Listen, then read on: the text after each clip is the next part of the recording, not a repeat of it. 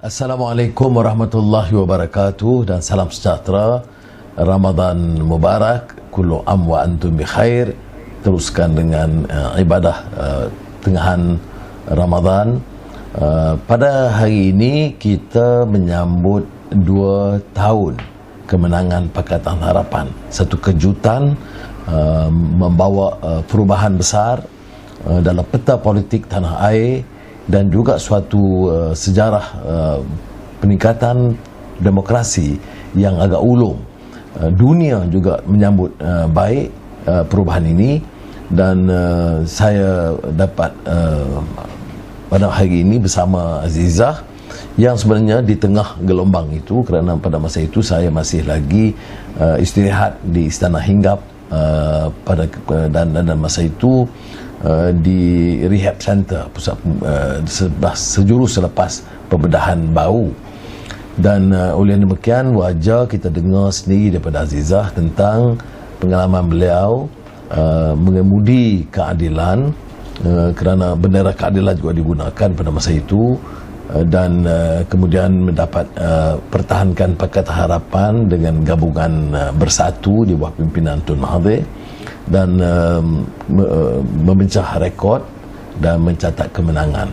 Dan maka peringkat pertama ni saya minta Azizah jelaskan pengalaman sebelum dan dalam menghadapi suasana kemenangan pada 9 Mei 2018.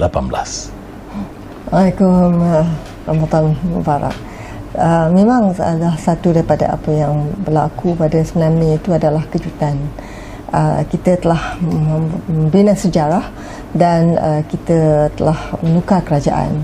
Bukan mudah kerana itu bukannya satu tarikh sahaja, tetapi satu perjalanan perjuangan yang panjang lamanya, dan juga dengan banyak pengorbanan dan mungkin adalah macam-macam liku-liku yang berlaku. Namun pada hari itu kita menang dan alhamdulillah kita dapat bentuk kerajaan. Itu adalah pada diri saya peribadi satu penghormatan. Apabila kita dapat menubuhkan kerajaan, memang malam itu kami telah menghadap ke bawah duli Sultan Muhammad pada ketika itu, yang di-Pertuan Agong, untuk membolehkan mengangkat sumpah dan membuatkan keputusan yang utama. Lepas itu bila menjadi tertubuhnya kerajaan, saya telah ingat beberapa peristiwa dan juga beberapa program yang kita lakukan. Kita dapat tunaikan sedikit daripada amanah yang telah diletak ke atas bahu kita. Jadi satunya saya sebagai Timbalan Perdana Menteri Wanita yang pertama untuk Malaysia, satu kebanggaan. Saya rasa alhamdulillah, syukur, dan juga saya juga sebagai Menteri Kementerian Pembangunan Keluarga Wanita dan Masyarakat, itu juga salah satu daripada tempat untuk kita menabur bakti. Saya ingat juga bahawa sebagai Timbalan Perdana Menteri, kita ada beberapa program dan bawah NADMA, di mana saya mempengerusikan Majlis Keselamatan Negara, dan juga memberi bantuan-bantuan kepada mereka yang memerlukan, terutamanya apabila terkesan teruk oleh bencana. Juga masuk masa tu saya ingat Sungai Kim, masa kita dapat menolong mereka dalam ASEAN, di Indonesia, di Lombok, di mana mangsa-mangsa banjir lumpur, gempa bumi ini berlaku. Dan juga dalam PWKM, Kementerian Wanita Pembangunan Wanita Masyarakat, kita juga ada masa itu membuat program Aisuri, kerana kita memperingati, tak lama lagi kita ada Hari Ibu, kita memperingati jasa sumbangan ibu-ibu yang tidak bekerja namun telah menabur bakti yang tinggi kepada pembangunan negara kita. Ini adalah Aisuri adalah pengiktirafan untuk mereka. Jadi kita sekarang ada fasa pertama, kita EPF, kita nakkan 11% daripada EPF yang disumbangkan oleh suami itu pergi kepada isteri 2%. Kita tidak ambil daripada kerajaan beri RM50 ya, untuk diberikan kepada mereka-mereka yang sumbang RM5. Itu adalah masuk fasa pertama dah dilaksana. Fasa kedua belum lagi masuk sebagai akta dalam perancangan, masih lagi dalam cara mana untuk kita melaksanakan. Fasa ketiga, suami memberikan peruntukan kepada isteri secara sukarela, memang dah ada, dan EPF hanya untuk EPF melaksanakan, menjalankannya. Dalam juga satu menangani masalah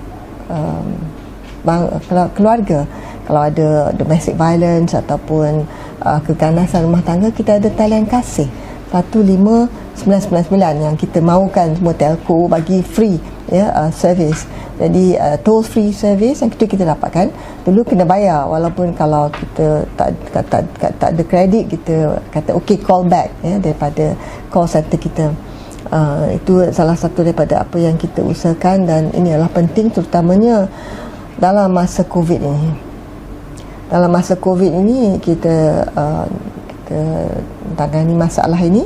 Saya kira bahawa kalau mereka katakan kita tidak melakukan sesuatu, ingat ya, masa COVID, kes terakhir masa Pakatan Harapan menjadi kerajaan adalah pada 15 Februari. Kes pertama adalah 25 Januari, dan 11 hari kita tidak ada apa-apa kes baru pada masa itu, dan sehinggalah kita ditumbangkan ya, pada 25 Februari. Pada masa itu WHO baru keluarkan kenyataan bahawa itu adalah satu pandemik, dan bukan kerana kita tidak menyekat pasukan warga asing. Apapun, it's not a blame game. It is how we tackle the problem. Ini yang perlu kita ingat semua rakyat Malaysia. This is most important. Kita nak menangani masalah COVID ini ya.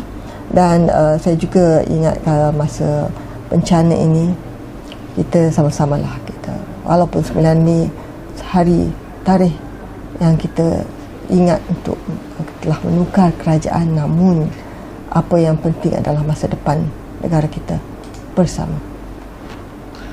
Terima kasih Azizah kerana bagi liputan pertamanya tentang kemenangan 9 Mei dan urutan cara pentadbiran Pakatan Harapan selama hampir 2 tahun, dan beliau sebagai mengemudi Parti Keadilan dan juga pada ketika itu Menteri Timbalan Perdana Menteri dan ringkasnya Menteri Wanita.